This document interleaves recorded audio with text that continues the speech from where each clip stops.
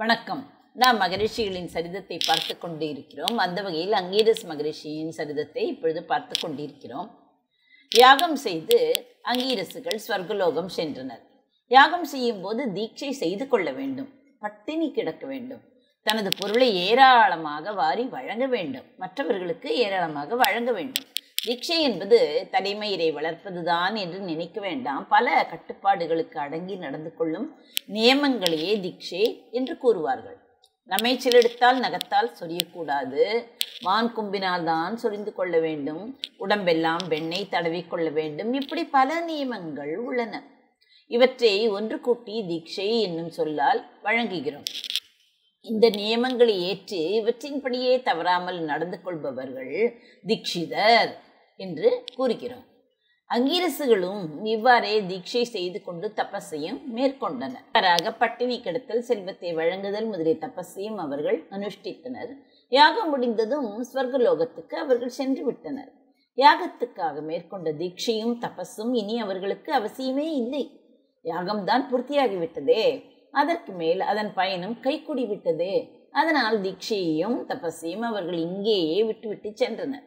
தாங்கள் தினமும் இறங்கி நீராடும் தீர்த்தத்தில் தான் அவர்கள் தமது தீட்சையும் தபஸையும் விட்டு சென்றனர். அதனால் தீர்த்தத்தில் ஸ்நானம் செய்வது மிகவும் நல்லது.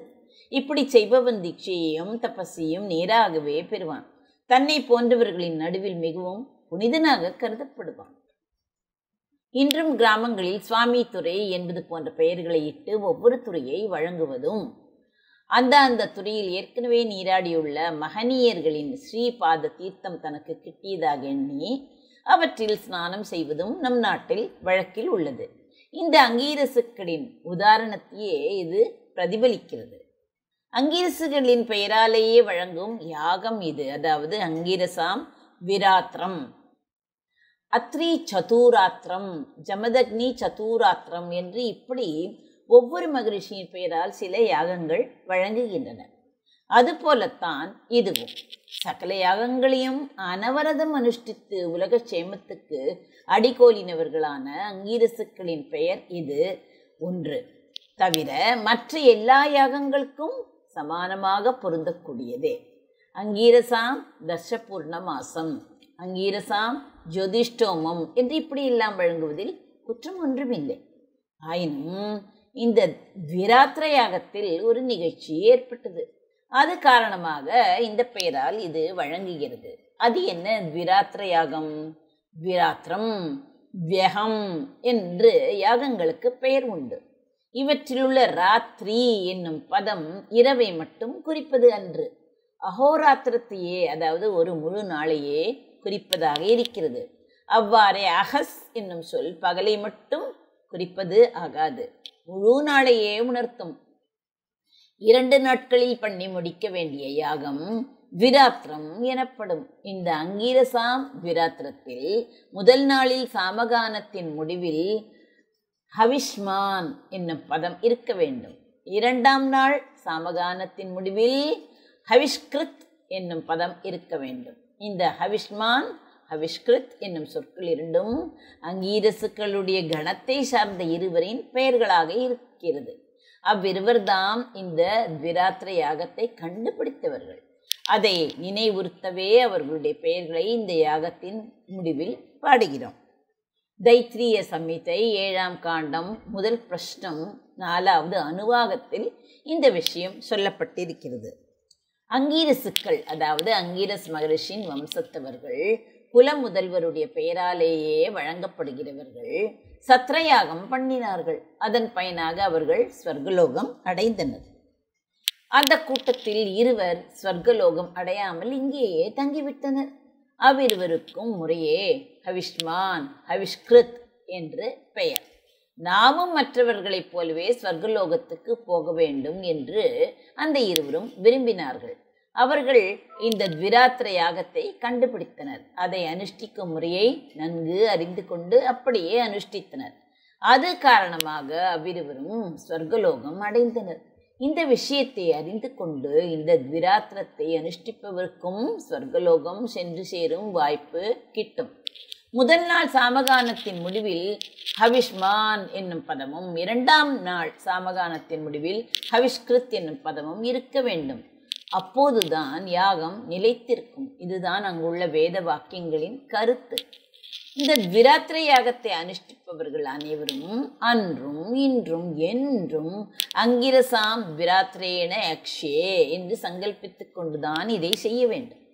ஹவிஷ்மான், ஹவிஷ்கிருத் என்னும் அங்கிரஸ் கணத்தை சார்ந்த 2 மகரிஷிகளுடைய புனிதமான திருநாமங்களை வேத மந்திரங்களோடு வாசியற சாமகானத்துடன் இசைத்து அவ்விருவருக்கும் நன்றி கலந்த வணக்கம் செலுத்த வேண்டும். இப்படியே இது நடந்து வருகிறது. அங்கிரஸ் மகரிஷியின் சாஸ்வதமான புகழுக்கு இது ஓர் எடுத்துக்காட்டாக விளங்குகிறது. ஸ்நானாங்க தர்ப்பணம். ஸ்நானம் என்பது ஒவ்வொருவரும் பிரதிதினமும் தவறாமல் செய்ய வேண்டிய காரியம். ஸ்நான மூலாக கிரியா சர்வாக என்பது ஒரு பழமொழி. திதி வார நட்சத்திரங்களை சொல்லி சங்கல்பித்து கொண்டுதான் ஸ்நானம் பண்ண வேண்டும். அபூர்வமான சில விசேஷ சந்தர்ப்பங்களில்தான் சங்கல்பம் இல்லாமல் ஸ்நானம் உண்டு. இப்படி சங்கல்ப பூர்வகமான ஸ்நானத்தில் ஸ்நானாங்க தர்ப்பணம் அவசியம் பண்ண வேண்டும். அதை பண்ணின பிறகேதான் ஸ்நான பூர்த்தி ஏற்படும். சர்வலோகத்தினராலும் தினந்தோறும் பல காலம் அனுஷ்டிக்கப்படும் ஸ்நானாங்க தர்ப்பணத்தில் 3வதான பித்ருகணத்தில் அங்கிரஸ் மகரிஷி கம்பீரமாக விற்றிருக்கிறார். தீட்சையையும் தபஸையும் நீருள் செலுத்தி நீராடுகிறவர்கள் அனைவருக்கும் அவை கிடைக்குமாறு செய்தவர் அல்லவா இவர். இவரைத்தானே நீரில் மூழ்கும்போது முதலாக நினைக்க வேண்டும். தேவ, ரிஷி, பித்ரு தர்ப்பணம் என்றும் இதை வழங்குவர். தேவர்கள் முதன்மையான பிரம்மாவை சொல்லி அவர் போன்ற மற்ற தேவர்களுக்கும் தர்ப்பணம் செய்கிறோம். பிரம்மாதயோ ஏ தேவாகா என்று. ரிஷிகள் முக்கியமானவர் வியாசர். அவரை தேர்ந்தெடுத்து அவர் முதலான ரிஷிகளையும் தற்பிக்கிறோம். கிருஷ்ணத்வைபாயநாதயோ ஏ ரிஷய என்று பித்திருக்களில் முக்கியமான சிலரை கூறி அவர்கள் போன்ற மற்ற பித்திருக்களையும் தர்ப்பிக்கிறோம். ஆனால் இதில் 3 வகை கணங்கள் இருக்கின்றன. ஒவ்வொன்றிலும் ஒவ்வொரு பெயரை எடுத்து கூறி தர்ப்பணம் செய்கிறோம். அதில் 2வது கணத்தின் முதல்வராக யமோங்கிரஸ்வான் வருகிறார். அங்கிரசோடு கூடின யமன் பித்ரு கணங்களின் தலைவனாக இருப்பதை கூறி இந்த தர்ப்பணம் செய்யப்படுகிறது. ரிஷிகளுடைய கணத்தில் உத்தேசியமாக இருந்து அனைவராலும் பூஜிக்கத்தக்கவராக இருப்பது போல் பித்ருகணத்திலும் புகுந்து சர்வலோக மானியராக விளங்குவது அங்கிரசின் தனி சிறப்பாகும். மேலும் அமாவாசை, கிரகண புண்ணிய காலம், மாசப்பிறப்பு, வருஷப்பிறப்பு இவை போன்ற சந்தர்ப்பங்களில் செய்யும் தர்ப்பங்களிலும் அங்கிரஸ் முக்கியமான இடம் பெற்றுள்ளார்கள். இதற்காக தைத்திரிய சம்ஹிதையில் மந்திரங்கள் இருக்கின்றன. மந்திரங்கள் என்ன சொல்லுகிறது? நம் பித்துக்களான அங்கிரசுக்கள், அதர்வா எனப்படுகிறவர்கள், பிருகுக்கள் இவர்கள் புதிய வருகை உள்ளவர்கள், யாகத்தினால் அர்ச்சிக்க தகுந்தவர்கள், இவர்களுடைய நல்லெண்ணத்தில் சுபமான தன்மையில் நட்புறவில் யாம் இருப்போமாக. அடுத்து யமதர்மராஜனே, பித்திருக்களில் ஒரு வகையினரான அங்கீரசுக்களுடன் இந்த பிரஸ்தரத்தில் வந்து அமருவாயாக. யமதர்மராஜனே, பல வகையான நிறமுள்ள அங்கீரசுகளுடன் நீ இங்கு வர வேண்டும். வந்து மிகுந்த திருப்தி அடைய வேண்டும். அடுத்து மாதலி கவ்யத்தை உண்ணும் பித்திருக்களோடும் யமன் அங்கீரசுக்கள் என்னும் பித்திருக்களோடும் விருத்தி அடைகின்றன.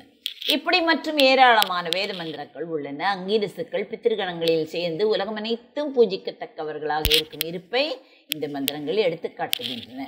அங்கீரஸ் முனிவருடைய குமாரர் தாம் தேவகுருவான பிரகஸ்பதி. அவருடைய குமாரன் கசன் என்பவன். அவன் ஒரு சந்தர்ப்பத்தில் தேவர்களின் காரியத்துக்காக அசுரகுருவாகிய சுக்கராச்சாரியரிடம் செல்ல வேண்டியிருந்தது. தேவாசுர யுத்தம் நெடுநாள் தொடர்ந்து நடந்து வந்த சமயம் அது. இருபுறமும் பலர் செத்து மடிந்தனர். ஆனால் அசுரர்களில் மாண்டவர்கள் அனைவரும் உடனுக்குடன் உயிர் பெற்றெழுந்து வந்து மீண்டும் போரில் ஈடுபட்டனர். தேவர் கூட்டங்களிலோ அவ்வாறு இல்லை. மாண்டவர்களே. இதனால் தேவர்களின் ஆள்பலம் பெரிதும் குறைந்து விட்டது. தேவர்களுள் முக்கியமானவர்கள் ஒன்று கூடியதன் காரணத்தை ஆராய்ந்தனர். காரணம் கண்டுபிடிக்கப்பட்டது. காரணம் என்ன என்பதை அடுத்த பகுதியில் நாம் காணலாம். நன்றி, வணக்கம். உமா பாலசுப்ரமணியன்.